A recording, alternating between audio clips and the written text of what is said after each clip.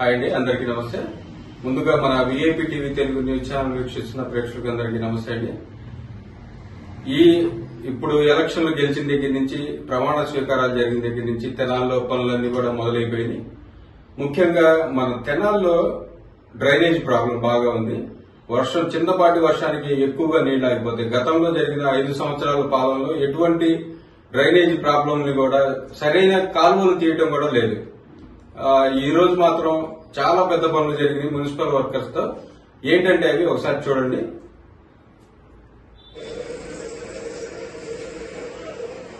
ఇదంతా చిట్టాంజలి స్వామి గుడి దగ్గర ఈ డ్రైనేజీలు మొత్తం రిపేర్ చేస్తున్నారు. కనీసం ఒక 4-5 పప్పు లైన్లు ఉన్నాయి. దాదాపు ఒక 50 నుంచి 100 మంది వర్కర్స్ ఉన్నారు. చాలా పెద్ద ఎత్తున అసలు చూడండి ఎంత చెత్త ఆగిపోయిందో మొత్తం కాలువలో.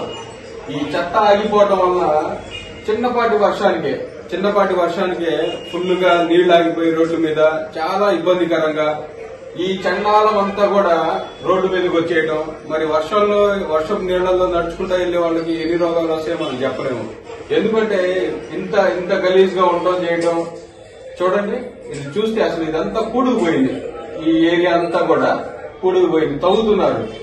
అసలు యాక్చువల్ గా డ్రైనేజీల్లో ఇటు నుంచి అటు నడుచుకుంటాను లేకపోతే వంగి వెళ్లేంత దారి ఉంటాయి. అట్లాంటిది ఇవి మొత్తం కూడా బ్లాక్ అయిపోయింది. అసలు చాలా ఇబ్బంది ఈ వర్క్ చేయాలంటే. అట్లాంటిది ఇప్పుడు మన గవర్నమెంట్ టీడీపీ గవర్నమెంట్ రాగానే ఫుల్ గా వర్కులు స్టార్ట్ చేశారు. ఇంకా గతంలో మనోహర్ గారు 10 సంవత్సరాల క్రితం తెనాలి చాలా అభివృద్ధి పదంలో నడిపారు. మళ్లీ అలాంటి విధానమే మళ్లీ స్టార్ట్ చేశారు. తెనాలికి మంచి రోజులు వచ్చినాయి. మెయిన్ సమస్య డ్రైనేజీ ప్రాబ్లం. ఈ డ్రైనేజీ ప్రాబ్లం క్లియర్ అయితే రాబోయే వర్షాకాలాల్లో నీళ్లు చూడండి, ఇవన్నీ నీళ్లు తోడేస్తున్నారు. వేస్టేజ్ చూడండి, పెద్ద పప్పు లైన్లతో తవ్వుతున్నారు. ఇదంతా కూడా ఏదో రోడ్ల మీద పొలాల్లో మట్టి తవ్వినట్టుగా డ్రైనేజీల్లో ఉన్న మురికి చెత్త. మెయిన్ ఏంటంటే ఈ షాప్ లోడ్లు ఎట్లా పడితే అట్లా ఈ టీ కప్పులని గ్లాసులని, ఈ తర్వాత ఎన్ని బీర్ బాటిల్స్ ఉన్నాయో మందు బాటిల్స్ ఉన్నాయో ఇట్లా చెప్పలేము. ఇవన్నీ కూడా షాప్ లోడ్లు విచ్చలవిడిగా తాగడం, పడేయటం, ఎక్కడికక్కడ పడేయటం రోడ్ల మీద ఈ చెత్త కుప్పల్లో.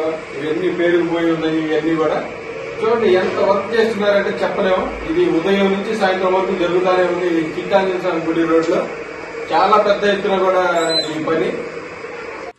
గతంలో మనోహర్ గారికి ఇదంతా ఒక ఐడియా ఉండటం వల్ల ముందుగా ఈ డ్రైనేజీ సమస్య తీర్చాలని చెప్పేసి దీన్ని స్టార్ట్ చేశారు. చాలా సంతోషకరమైన విషయం.